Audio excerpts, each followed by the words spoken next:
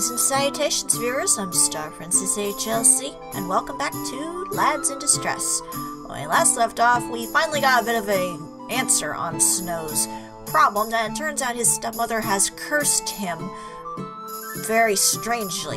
1 kiss, you lose emotions. 2 kisses, you lose your memory. 3 kisses, you die. I think that seems a little lackluster.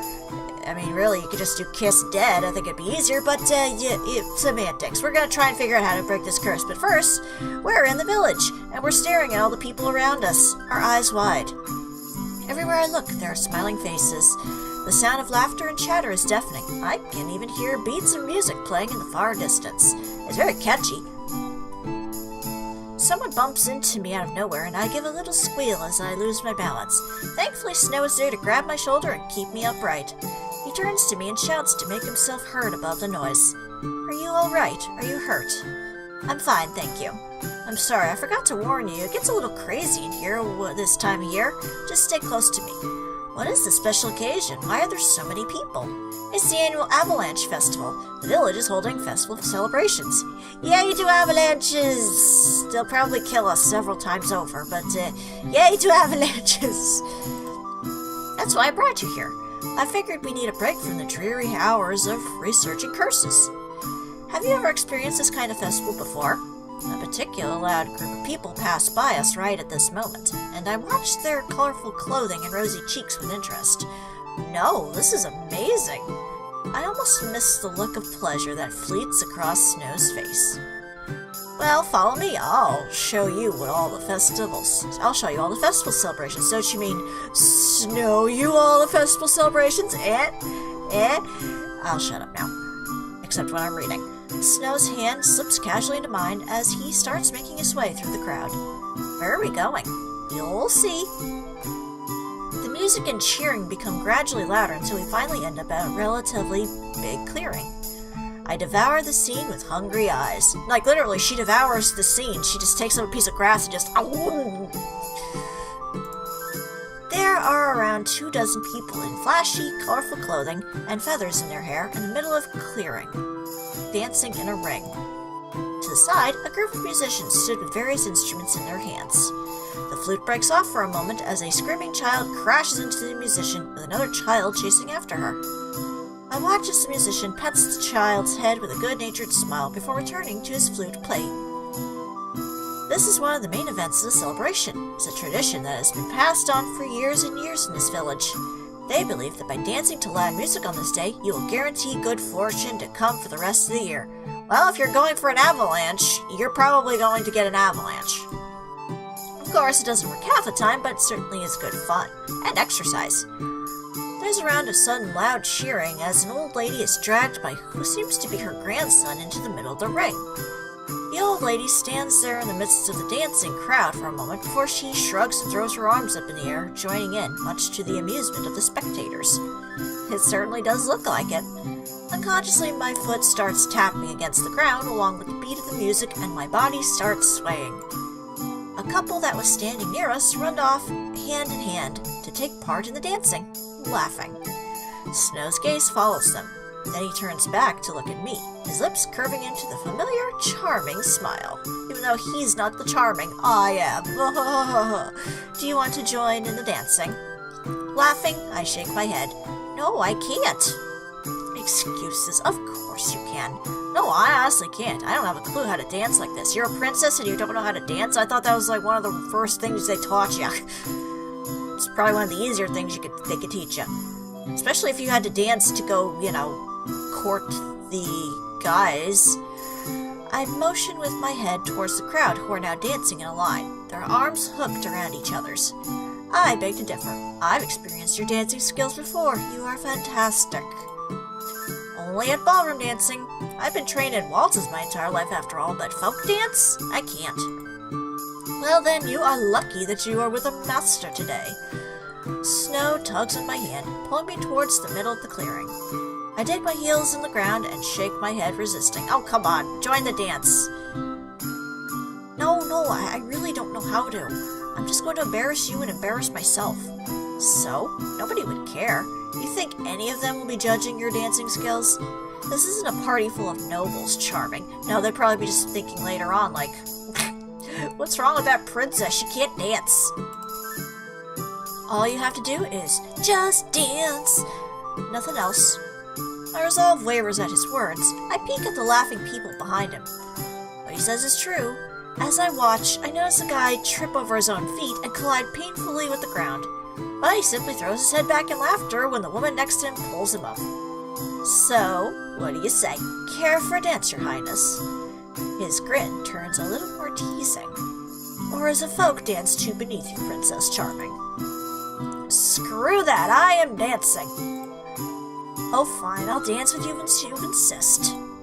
Snow gives me a blinding smile, and my heart skips a beat like the traitor he is. I promise you will enjoy yourself. Just follow my lead. He pulls me behind him as he runs toward the crowd of people. A few villagers shout out greetings when they see him. Clearly Snow is well liked in this village. Yeah, just don't kiss him on the lips. Snow links his arm with the woman next to him and urges me to do the same with him. Hesitantly, I mimic his actions. The music suddenly increases in speed, and there are squeals of laughter around us as people try to keep up. Come on. Exhaling loudly, I decide to throw caution to the wind and start flailing along to the best of my ability. Flail! I kick up my feet and hold up my arms, swaying according to the beat. Don't forget to flail! Caught up in the music, I find my body moving by itself to the music without my conscious control. Next to me, Snow gives a loud cheer and shouts encouraging at me. I told you to have it in you. Oh, I told you have it in you. Amazing dancing skills, Princess. I toss my head back, a loud, carefree laugh escaping my mouth. Ha ha ha ha ha ha ha! Oh, it hurts to make that laugh. Ever since I realized how heavily in debt my kingdom is, I have been burdened by the knowledge that I have to secure an alliance through marriage somehow. I had forgotten how this light happiness feels like until now. As the music slows and comes to an end, everyone around us suddenly breaks off into pairs and prepares to strike an ending pose. I yell at Snow in confusion. What are we supposed to do?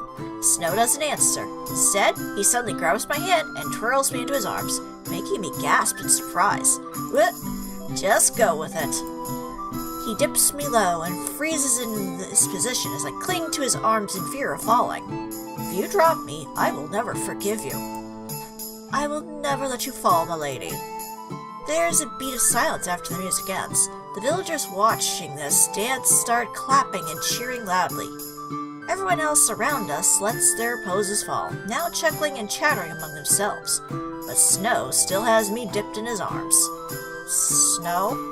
There's a strange expression on his face as he stares at me, not even blinking. He seems to lean in closer, his eyes flickering to my lips. No kisses! No kisses on the lips! My breath catches, and I look up at him in confusion and anticipation. Is he? Before I can even complete the thought, Snow abruptly brings me back, setting me on my feet. Oh, you flirty, sneaky bastard! He pulls away from me with a quiet curse that I'm sure was not meant for me to hear. Oh, he wanted to kiss me, but he's like, oh, I can't kiss her. I'm cursed. He clears his throat and presses a soft kiss to the back of my hand. Thank you for the dance, Princess. This was lovely. I hope you had fun. Shocked at the sudden turn of events, I avoid his eyes and try to appear composed, even though my heart is still racing.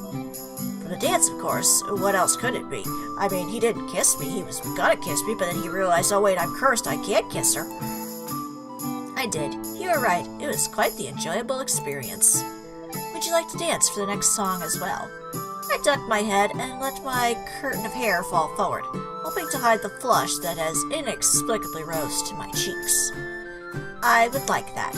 Snow's eyes glitters in the sunlight as he answers softly.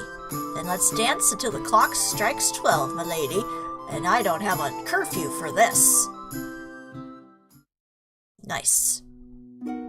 I almost jump out of my skin when I hear Snow call my name. Charming, why are you hiding in a corner of the kitchen? Shh. I'm looking for the mice. frantically shush him as he walks closer to me with a bemused expression. Be quiet. If you give away my location, I will burn you to a crisp. Well, that will definitely give away your location. Heavens, what's going on? Who are you hiding from? Nicole. Are you playing hide and seek with him? I gave him a wilting look as he moves to sit next to me.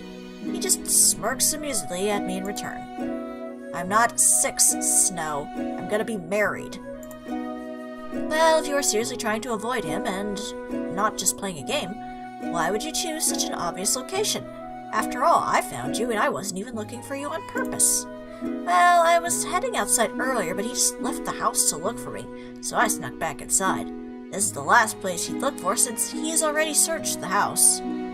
I'm a genius, right? Sure. Yes, of course you are, my dear princess. Don't patronize her. But the question remains, why are you hiding from Nicole? My smile slips into a pout at the reminder, and I nervously cast a glance at the door, as though Nicole might suddenly sense our conversation and appear. He'd be like, "Hello! You're talking about me, aren't you?" He's rather upset with me at the moment. I tried to subtly prompt him for anything he knows about curses, but he immediately clammed up and started lecturing me about the dangers of dabbling in such dark magic. I'm sorry. It's my fault you got into trouble with Nicole. No, don't apologize. I should have known better than to go to Nicole about this. He can be somewhat overprotective at times, which can be rather exasperating since I don't need his protection. I'm a princess, damn it. Besides, Nicole won't stay mad at me. He can never hold on to his anger, especially towards me, no matter how much trouble I dragged him into with my pranks. Snow is staring at me with an odd expression on his face. He looks almost wistful. What's the matter, Snow? Oh, no, it's nothing. I was just thinking that you two sound very close. Oh, we are. I've known him practically since birth. He's my best friend. He's a pain half the time, but he's still very important to me. You're very lucky to have such a great friendship. I wish I could romance him instead sometimes, but so far I'm enjoying myself. I would have gone through all 3 routes if I didn't enjoy it. I cocked my head in interest at the pensive tone in his voice. Do you not have any best friends? No. I used to, but I couldn't explain to them about the curse, and they didn't understand why I became a stranger overnight. They just knew I was hiding something big for them. That created a rift between us, and eventually we grew apart. I haven't seen them in years. Snow's eyes are downcast, his face clouded and troubled. My heart clenches strangely at the sight. I can almost feel his loneliness and longing. Before I'm even aware of my own motions, my hand is on his, squeezing comfortingly. It's all right. You have me now. I'm your best friend. I'll always be by your side. Snow looks up at me. I can tell that he is affected by my words. He stays silent for a long while before finally speaking. Why are you doing so much for me? I have done nothing to deserve this kindness. Because I want to. For once, Snow seemed to have no words for the situation. Thank you. He brings my hand up to his mouth for a kiss. I'm startled by the warmth of his hands and the tingling feeling of his lips on my skin. Ooh, so he's got an icy kiss. Nice. That should be fun. Why am I suddenly paying attention to how this feels now, when he has kissed the back of my hand a dozen times? Shaking my head to clear thoughts, I try to smile at him. Besides, I'm not only doing this for you. If I could break the curse and overthrow your stepmother, you'll become king and save my kingdom, remember? Oh, sure. Bring up the selfishness. So really, I should be thanking you as well. Especially for believing in me. Unexpectedly, Snow frowns, the troubled expression returning to his face. Charming, I must confess something. I don't know if I will be able to uphold my end of the bargain. What? No, please don't misunderstand me. Of course I will go through with the alliance. What I mean is that I may not be a good king. Instead of helping you and saving your people, I may ruin your country as well as mine. I will do my absolute best to be a good ruler, but I'm not certain how well it will go. What do you mean? Snow sighs, his face solemn. I have always been lazy and unmotivated, caring more about chasing beautiful women than politics. I skipped half of my lessons, preferring to sneak out with friends to play instead. I suppose I have long been testing my father's patience. I won't attempt to excuse my behavior, because I know now that I failed as my duties as a crown prince. It was one of the reasons why my father finally gave up on me and threw me out of the palace. I believe his exact words were, "You are a shame to the family. You have disappointed me continuously with your attitude, and in the past year it has become even worse with your scandalous skirt chasing. You will not return until you have changed your ways and proven yourself worthy of the crown." Wow, you remembered all that? Wait, I'm confused. I thought your condition for returning was to settle down and marry a worthy maiden. Oh yes it is, that was the amendment my stepmother made. She was there, you see. At my father's words, she stepped in, and with a fake kindness, she offered a better idea. She suggested that she should set a more specific condition for me to fulfill, to avoid any possible deception that would fool them into reinstating me as crown prince. I would have to find a worthy lady to marry and rule by my side before my stepbrother's 18th birthday, or else I would have forfeited my right to the throne permanently. Snow's hand trembles in mine, either from anger or distress, and I instinctively tighten my grasp. A bitter note crawls into his voice. It was 4 months until my 18th birthday.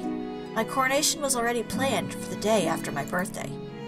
You see, my mother was the queen to this kingdom by blood.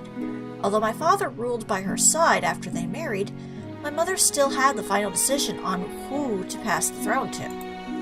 When she died, her will was for my father to rule over the kingdom until I become of age and inherit the throne. But now I cannot ascend the throne until I have a wife by my side. Yet, how can I marry when I know one move could make her forget who she is, or heavens forbid, even kill her carelessly? Snow shakes his head, his lips twitching up into a reluctant smile. I must applaud her intelligence. This was a sticky situation I never saw coming in a million years, and one that I don't know how to get myself out of. What a despicable woman. I can't believe your father married her. For the longest time, I detested her. But, charming, maybe she is right. What? Are you ill? What are you talking about? Her ways are appalling, but maybe my father and stepmother were right. I am not fit to be king. Stricken by his sudden confession of his deep insecurities, I can only stare back in silence as he searches my face with frantic eyes. I will only ruin all the work my parents and my grandparents have done before me, and all the people will hate me.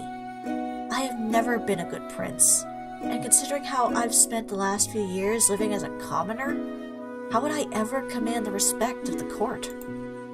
I don't even remember how it feels like to be a ruler anymore. I don't think I can do this. Hey, no. His distress seems to call out to me like a siren, and I'm strangely drawn to him, wishing I had the power to take away the sadness in his eyes. Leaning forward, I wrap my arms around him, pulling him close. I can feel his shock and the rigidness of his body. I believe in you. Trust me. It will all work out. You have me. Snow is quiet for a moment. His head slowly leans against my shoulder as he finally speaks. Thank you. Oh, jeez, I had a lot of phlegm on that one. But, also thinking of it this way. You have been living amongst your people for many years now. You have adapted to their lifestyle. You know the hardships that they have, dealt with. So, if anything, the people will probably welcome that you have been a part of them and know what they are going through, and will probably be able to make commands on their behalf for their benefit. So, that's my take on it. But I'd say this is probably a good place to, save and wrap up for now. So, I guess we'll continue on and see what happens next time what happens to Snow and Charming, and maybe perhaps we will get closer and closer to finishing this. But for now, this is StarPrincessHLC saying thank you very much for watching, and have a fond farewell.